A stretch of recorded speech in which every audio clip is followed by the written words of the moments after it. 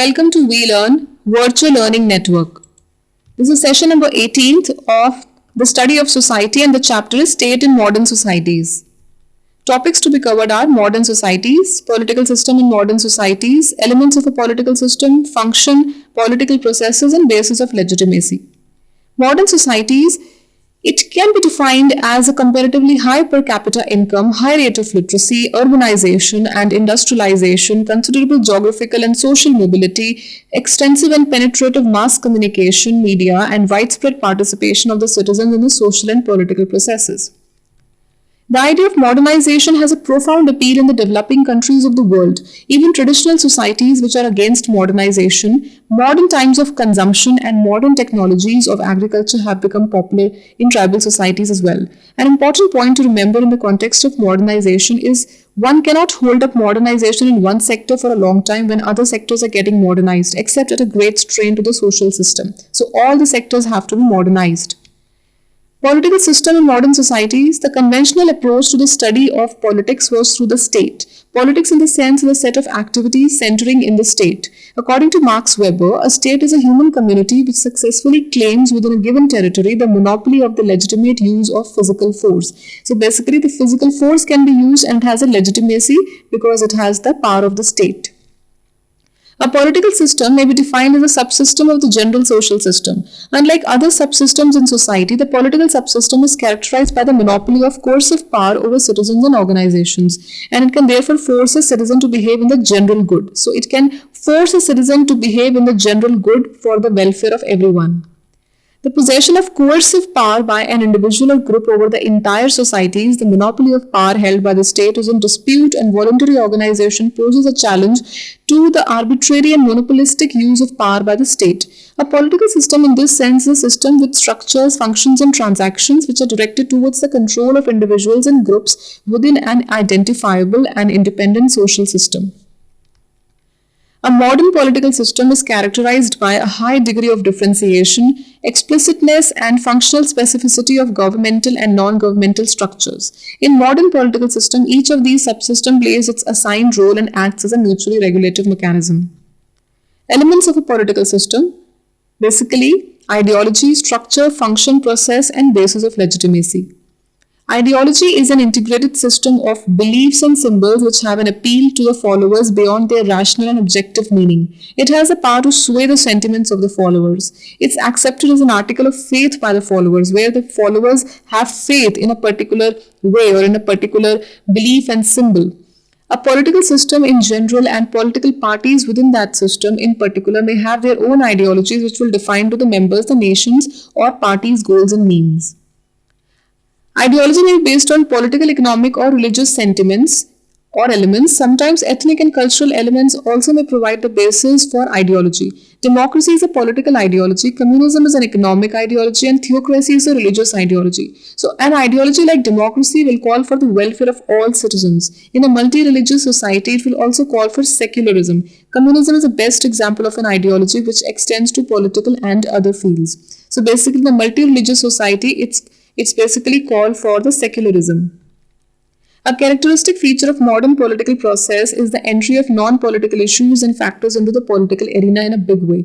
Ethnic, religious, and regional considerations have begun to weigh heavily in the ideology of many political parties in the world, including India. Religious fundamentalism also has formed a fertile soil in many countries. The implication of the rise of fundamentalism as a political ideology and terrorism as a means to achieve goals is the potential for destruction of the social-political basis of the state and unpredictability in the pattern of political modernization. Political elites belonging to dominant ethnic groups in ethnically pluralistic societies are finding ethnicism as a convenient ideology for achieving their political ambitions. Structure and oligarchy.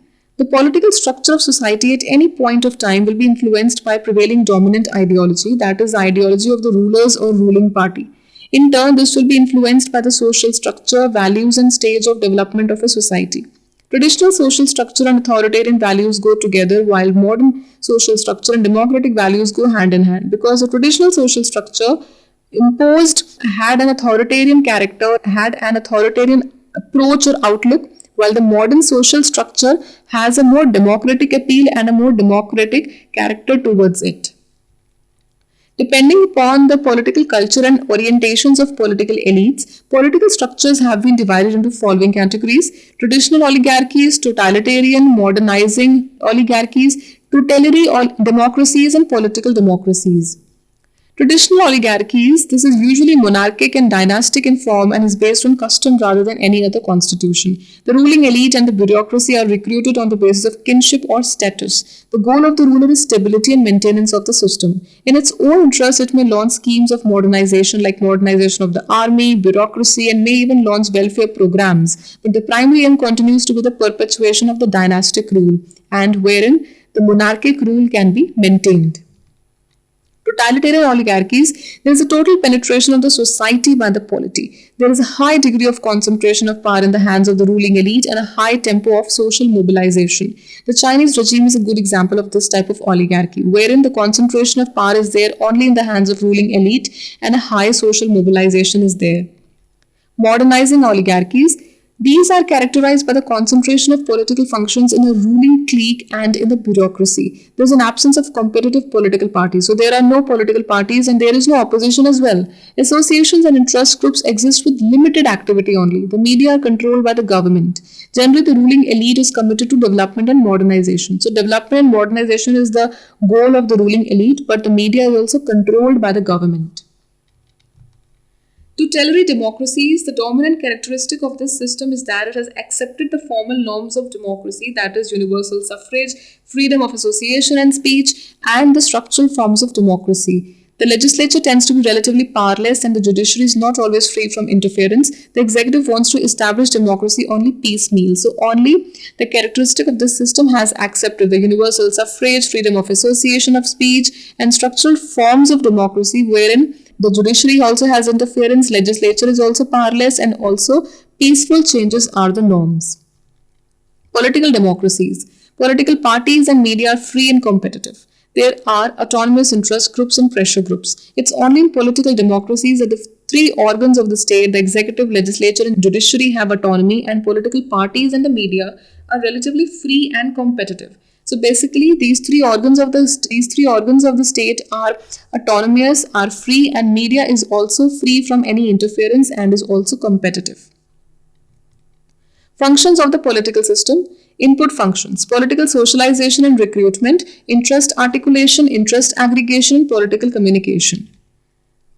So basically, political socialization of the political system, recruitment of the people, and also interest articulation to articulate interest of the people concerned, and the aggregation of the interest, totality of the interest of the people, and to communicate in a political manner.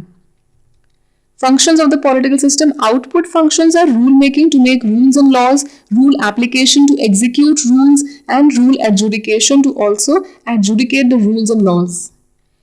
Political socialization and recruitment. Political socialization is a process of inducting an individual in the political culture. It is a part of general socialization but with a different focus. There are two main components of political socialization. One is the inculcation of general values and norms regarding political behavior and political matters, and the other is the induction of the individual into a political party and the imparting of the party's ideology and action programs to her or him. So basically telling the individual that these are the political party's programs and ideologies. Political recruitment means recruitment into political areas and political roles. In a modern political system, all citizens are involved in the political process, and even when they are not active workers of any political party, they are aware of the political process to participate in it passively. In the oligarchic type of political systems, elections may be only a ritual event, so the citizen will have to undergo the procedures of election with all the political overtones. Interest articulation means the expression of interest in a political system for the attention of the government. In all political systems, the needs and problems of the citizens are final analysis to be taken care by the state. Due to the complex and interdependent nature of modern societies, even small problems of individuals may have a bearing beyond the area of their occurrence and may require solutions by an agency located elsewhere. Institutional interest groups, these are duly constituted, stable and institutionalized structures such as the church, the bureaucracy, army and legislature.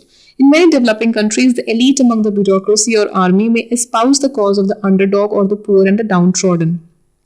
Associational interest groups. In most of the developing countries, many of these associations will have political leanings, and some of them, like trade unions and youth organizations, may actually be front organizations of political parties.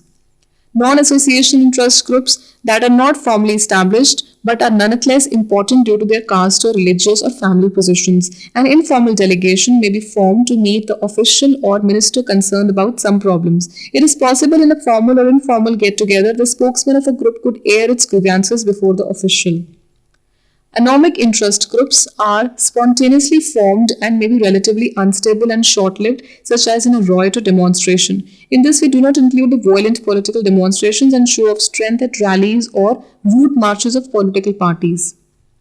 Interest aggregation. Aggregation is a sorting out and combination of the demands articulated by the different interest groups. Aggregation may be achieved by means of the formulation of general policies in which interests are combined, accommodated, or otherwise taken account of. It is also possible that the interest articulation agencies themselves could aggregate these interests and present them to those in charge of policy formulation.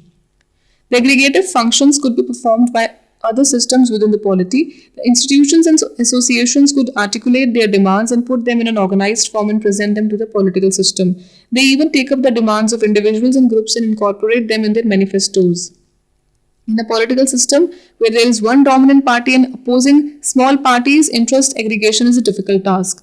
There will be trouble if there is a strong traditional element in the party, for this element is sure to oppose all modernization efforts. The same would be the case even if the traditional elements were weak or non-existent, but heterogeneity among the people is strong.